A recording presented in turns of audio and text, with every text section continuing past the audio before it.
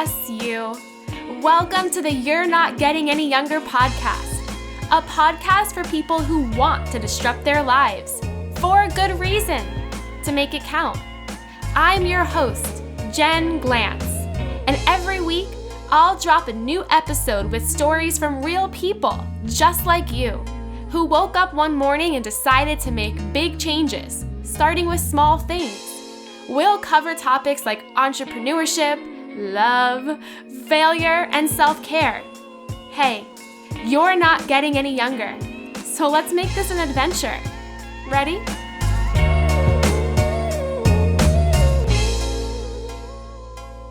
Today's episode is brought to you by my newest newsletter, oddjobsnews.com. That's oddjobsnews.com. It is a newsletter about careers that don't fit into cubicles.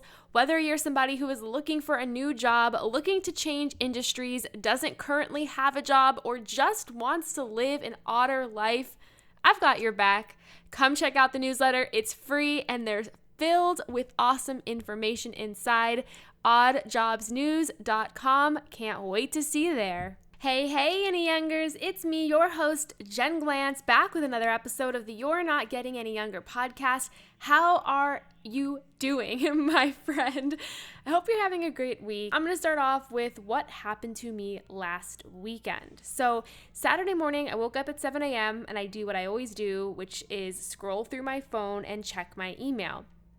While I was doing that, I got this weird email from Twitter that had basically said I had changed my email from jenglantz@gmail.com to something completely random that was not me. So that alerted me to the fact that my Twitter account was hacked, which put me into an extreme mode of panic because about 4 years ago when my book came out, right before my book came out, like 3 days before the release, I had all these promotions ready to go and scheduled. The publisher was counting on me to help promote it. My Instagram was hacked and I lost everything. When I was finally able to get my Instagram back, I got my followers back, but I didn't get any of my photos back. So I had lost like 6 years of photos or however long I had Instagram for back then. And it was devastating. And I say devastating, it's not the worst thing that's ever happened to me. There's been a lot of worse things, but I think why it sucks the most when your accounts get hacked is because that's a main way you connect with people. You know, I have been somebody who's been writing for the internet since 2011. And with that writing has come people who have read my writing, who get to know me, who I show up for constantly, whether through blog posts or my Monday newsletter or just everything I post on the internet is for them. It's my only way of communicating with them. And I have a central email list of people I email every Monday, of course, but social media is my other way of reaching those people as well.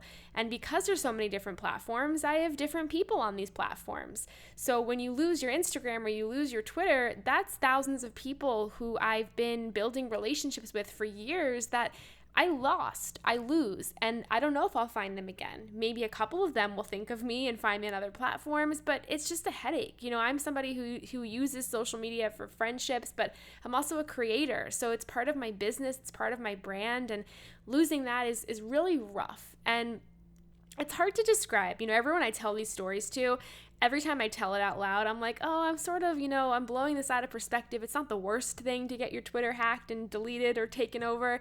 But when it comes down to it, it is, because again, it is not only my business and my brand, but it's something that I've been building for the past 10 years in different capacities with my website and all of these social platforms. So when that happened with Instagram, it was a rough day. It was so rough. And it was a work day. So I was actually at work. I had all these really important meetings I had to get through, and I was like falling apart.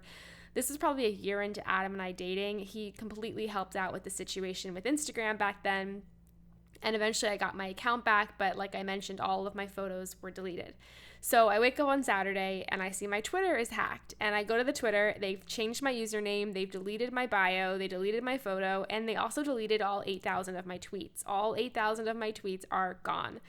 And I'm panicking because as I'm searching on the internet, all I see are people saying, there's a good chance you're never going to get your account back. Like there's more than, I'd say like a 70% chance you're not going to get your account back, but there's even higher of a chance that you're not going to get any word from Twitter for quite some some time. If you've ever had to reach out to these social media platforms, you'll learn that it's impossible to get anybody to answer you or to respond to you. It takes forever, like weeks. Some people were even saying that Twitter got back to them after 2 months and basically said there's nothing we can do. So I couldn't live with that. I couldn't stomach that. I tried to do everything in my capacity to fix this situation. I researched, I filled out every form on Twitter. I wrote to Twitter support like 10 times back to back to back. And I searched Reddit. I searched everywhere. And I couldn't really figure out what to do. The other thing I've seen people do is they always post like, hey, my account is hacked. Does anyone know anyone who works at these social platforms? So even though I don't like asking for help, even though I am a public person, but I would keep something like this private, I did want to figure out a solution. So I did stomach it and posted on Facebook and posted on Instagram. If anyone knows anyone at Twitter, my account was hacked and stolen. And by doing that, I actually got closer to a solution. One of my really good friends who lives in LA now had a friend ironically staying with her that weekend who works at Twitter. So she messaged me, she's like, Jen, my friend who's here works at Twitter. And I was so grateful for that person's help. They escalated my case number, my ticket number, and I didn't get any immediate solutions, but it did at least help me think like, okay, well, this is probably my only path toward getting a response. So just word of advice for anybody out there. If your Twitter ever gets hacked or your social media gets hacked, try to find somebody who works at those places because internally they can escalate your ticket. They can't solve the problem for you, but they can escalate the ticket for you and maybe it'll bump it up to the top of customer service. So that's like the number one thing you can do. If not, you'll probably wait quite a long time to hear back from anyone. So this person escalates it for me, which was so incredibly nice. And then I spent the rest of the day realizing that the password I had used for Twitter, which was hacked, is a password I use for everything. I literally use the same password for everything, which is so bad and so horrible. And I'm not going to tell you what that password was, but let's just say it is the most obvious password a person could have. Like, it's just so obvious. It's so unsafe. And I know that, but I've got a million things going on just like you. And the thought of changing all of those passwords just isn't really high up on my to-do list. So once I have this realization that pretty much everything, including my banking, is using this password, I lose it because now I have to figure out how to change over 300 different passwords. And here's how I know it was 300 different passwords, because Google has this thing where you say yes and they store your passwords for you.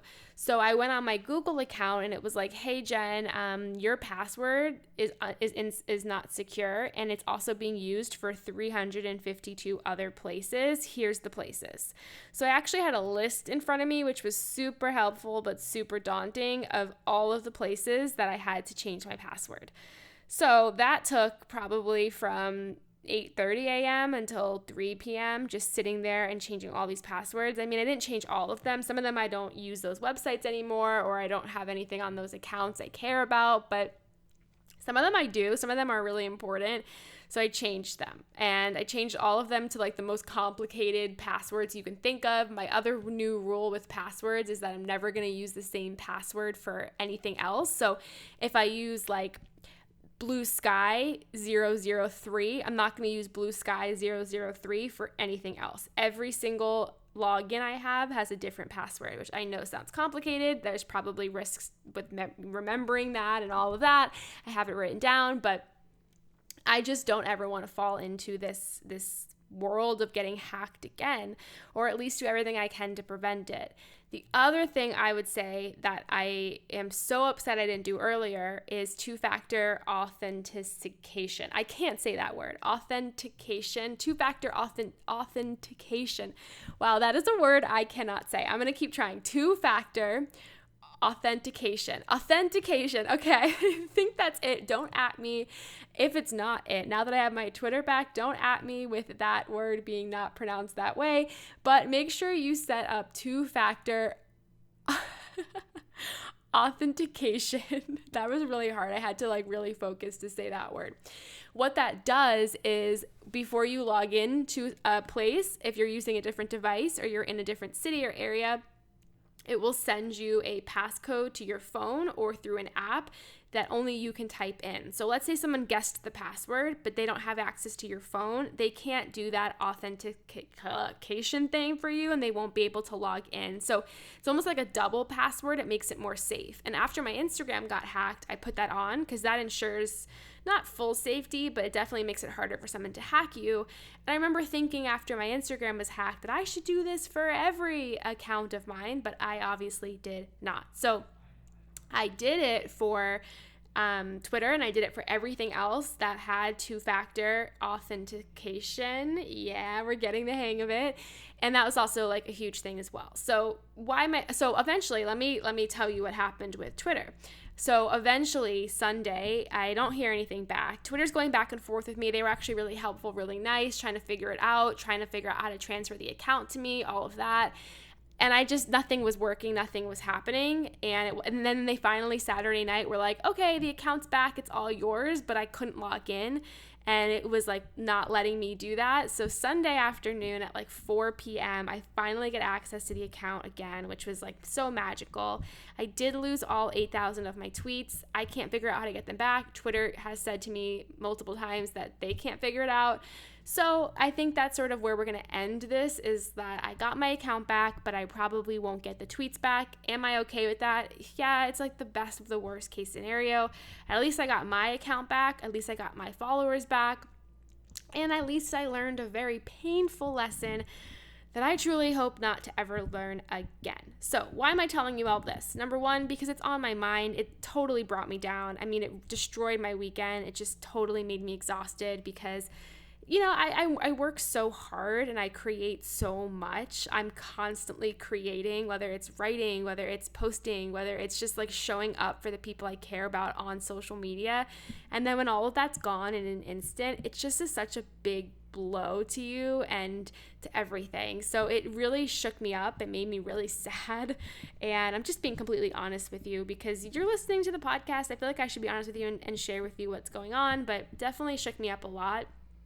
But I'm sharing it with you because I learned some lessons that unfortunately sometimes you only learn when bad things happen, which is number one, please, please, please use this as a message of a moment of inspiration to change your passwords. Change your passwords. And if you don't want to change all 3 million of your passwords, start off with your most important things. Like make sure your banking passwords are super secure. Make sure your social media passwords are secure. Even if you think you don't care, you will care when someone hacks your account. Make sure you turn on that two-factor authentication tool as well. If you don't know what that is, just Google two-factor authentication. You'll see it. It'll tell you exactly what it is, but put that on your accounts as well because it just makes it harder for anyone to hack it. So there you go. That's my PSA for you. I love you. I have your back. I want the best for you, and I don't want anything like this to happen. Again, sometimes we need somebody to really cheer us on to make a change like that, or we have to go through something really bad ourselves to make that change. And I don't want you to spend a Saturday and a Sunday as stressed out and miserable as I was.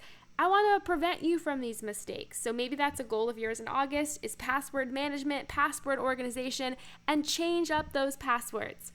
Until next time, all my love, Jen Glantz. Hey you! Thank you for listening to the You're Not Getting Any Younger podcast. There are hundreds of thousands of pods out there, so thank you for listening to this one. You can find the show notes for this week's episode up on our website, anyyounger.com. Subscribe, rate, and review the You're Not Getting Any Younger podcast on iTunes so that other ears around the world can listen too. Oh, and join our secret You're Not Getting Any Younger Facebook group, where over 1,000 people are talking about how to disrupt their lives, for a good reason, to make it count. Until next week, all my love, Jen Glantz.